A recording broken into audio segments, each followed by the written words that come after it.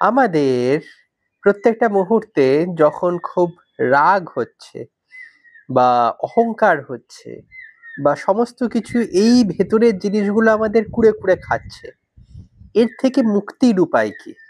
চলো আজকে জানি। এই সব জিনিস আসলে আসে মনের ভেতর থেকেই। আর এগুলোর থেকে মুক্তির উপায় হচ্ছে মনের ভেতরই আছে। সেটা কি করে? সেটা হচ্ছে অবজার্ভিং আওয়ার ব্রেথ।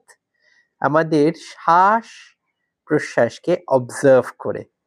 যতক্ষণ না আমরা অবজার্ভ করছি আমাদের শ্বাসের গতি, জাস্ট টু অবজার্ভ, প্রত্যেকটা মুহূর্তকে অবজার্ভ করলে রাগ, ঘৃণা, দেশ, বিদ্বেষ সমস্ত কিছু আস্তে আস্তে চলে যায়।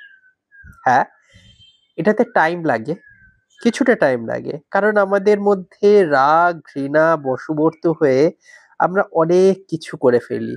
আর এটা কবে থেকে আসছে? শুধুমাত্র ছোটবেলা থেকে বিভিন্ন কারণ, সমাজ সমস্ত কিছু আমাদের মধ্যে ঢোকাচ্ছে।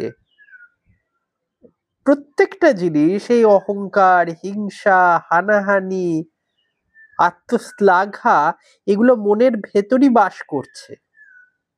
ভালোবাসা যেমন মনের ভেতর বাস করে, তেমনই এগুলো বাস করে। কিন্তু এইগুলো যদি আনকন্ট্রোলড হয়ে যায়, যদি এগুলো কন্ট্রোল না করতে পারি, তখনই হয়ে যায় বিপদ। আর সেটা থেকেই বাঁচার উপায় কি হচ্ছে? নিজের নর্মাল অ্যান্ড ন্যাচারাল ব্রেথকে অবজার্ভ করা।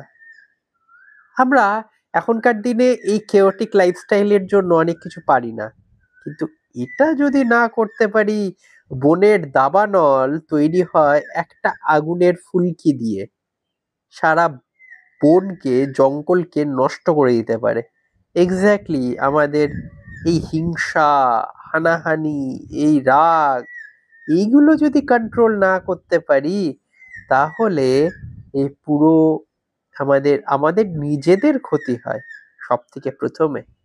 সুতরাং কিছুক্ষণের জন্য হলেও নিজের শ্বাসকে অবজার্ভ করা শিখতে হবে।